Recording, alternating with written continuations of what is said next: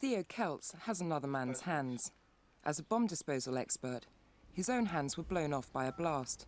6 years later, donor hands were sewn onto his arms. I was overjoyed that my dream, my vision of having new hands had come to fruition. I wept very many tears, tears of joy that the operation had gone so well.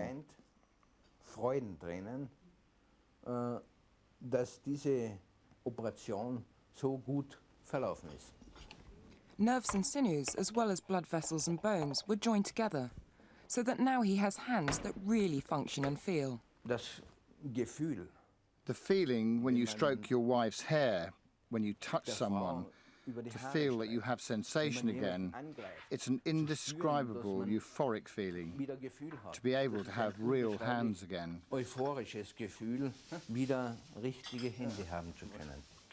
His new hands have remarkable strength and dexterity, the right functioning better than the badly bomb-damaged left. I can't do everything yet. I still have to train and work at it a lot. For example, I can't do up buttons. That is fine motor work, and I can't do all of it. But I can write, I can work on the computer.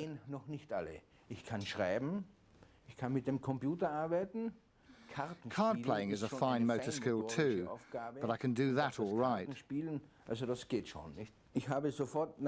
As soon as I came round from the operation, I accepted these hands as my new hands, and that was never a problem. The landmark operation took place at the University Hospital in Innsbruck. Unlike the very first double-hand transplant in Lyon, 2 months earlier, which brought together many international experts, this one was entirely staffed in-house.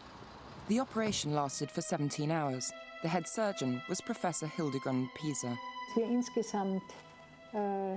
Altogether, there were 17 of us, when we include the assistants and the anaesthetists. There was a constant dialogue between the colleagues working on the donor and those preparing Mr. Kelz, so that we could move directly from taking one hand to transplanting it. Sodass man unmittelbar nach Abnahme der einen Hand schon transplantieren konnte. The whole operation was masterminded by Professor Raymond Margreiter. His first challenge was to find donor hands of the same blood group, sex, race, age and bone size as Kelz's. That took a year. The reason the operation hadn't happened sooner was not that the surgery was too advanced, but that the hands might have been rejected. Der Grund, warum wir The reason we did this double-hand transplant now, rather than before, was quite simple. It wasn't absolutely clear from the experimental research whether the immune suppression would work. Die Reinnovation auch unter Immunosuppression funktionieren würde. Und was haben Sie da für Sie ein ja, soll ich noch was? Ja, ja. Wie geht's denn da? Ja. Tun Sie das so? Wie geht's einer? So? So? Vielleicht war es auch etwas. Perhaps there was also a bit of cowardice, or a lack of courage to do it.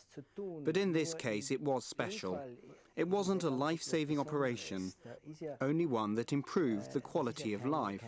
So you have to weigh up the pros and cons very carefully. Lebensqualitätsverbessernd, und da muss man die Vor- und Nachteile sehr genau abwägen.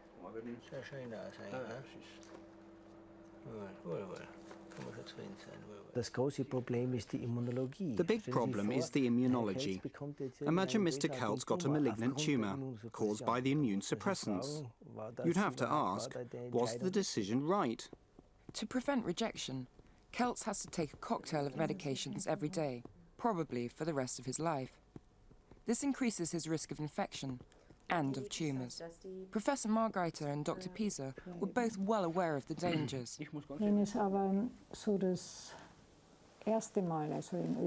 When it's the first time in Austria and the second time in the whole world that you're giving two hands, you don't really know all that much.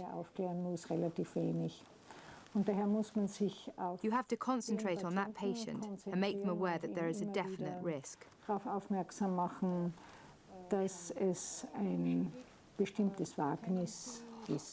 But despite the warnings, Theo Kelz was determined to have the operation. I wanted this transplant and no one could have dissuaded me. Only I could have made the decision to have new hands transplanted. But my family, my wife and daughter, were behind this decision.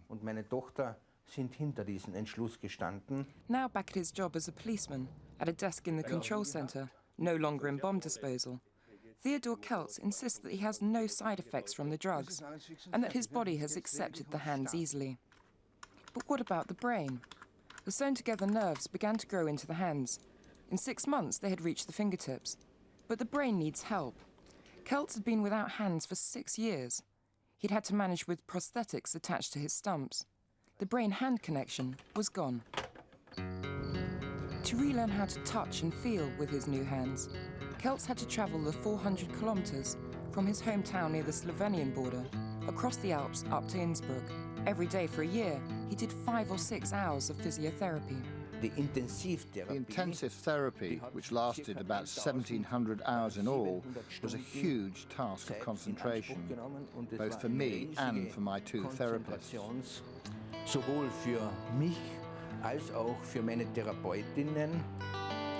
As well as doing daily physiotherapy nearer home, he still comes here to Innsbruck for checkups. Achtung.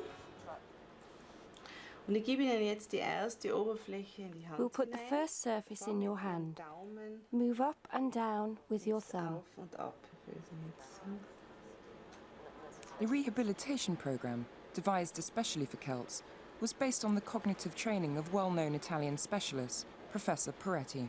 Die kognitive Therapie zeichnet sich Cognitive therapy is special in that it isn't strength training. You're not simply moving the fingers around. Above all, it's a brain training. It's a bit like feeding a computer information so that it can then function. It's just the same with the human brain. In this therapy, we have always worked without optical control. That is, Mr. Kelz always had to work with closed eyes, and so he really learned how to feel and to discover anew with his new hands. It was a burden Kelz accepted gladly. I was from the beginning absolutely convinced about getting new hands. So it's not been a problem at all to accept these beautiful new hands, and with them I will learn to seize life again. Mit denen werde ich das Leben neu begreifen lernen. Hi.